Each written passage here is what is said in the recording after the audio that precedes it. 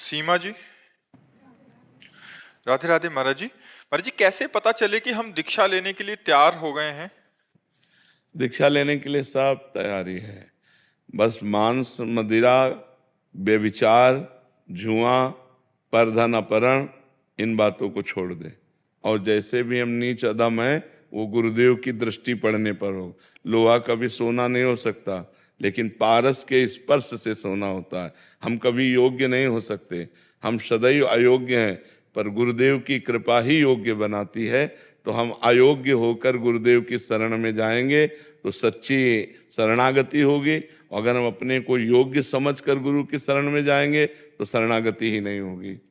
असरण शरण, श्याम जी को बानो। जब हम असरण हुए तब शरणागति हुई, जब हम अयोग्य हुए तब गुरुदेव की शरण हुई। तो हम अयोग्य हैं, पर ये बातें नहीं होनी चाहिए। जो मांस मदिरा व्यभिचार द्वैत क्रीड़ा पर स्त्री गमन आदि और पर द्रव्य अपहरण आदि, ये जो बहुत महापाप हैं, ये नहीं होने चाहिए। और फिर गुरु की शरण में जाए तो बहुत जल्दी लाभ प्राप्त होता है। और फिर दूसरी बात, हम जैसे हैं वैसे गुरु की शरण में चले जाए, वो संभाल लेंगे। अस्पताल बना ही बीमार लोगों के लिए है।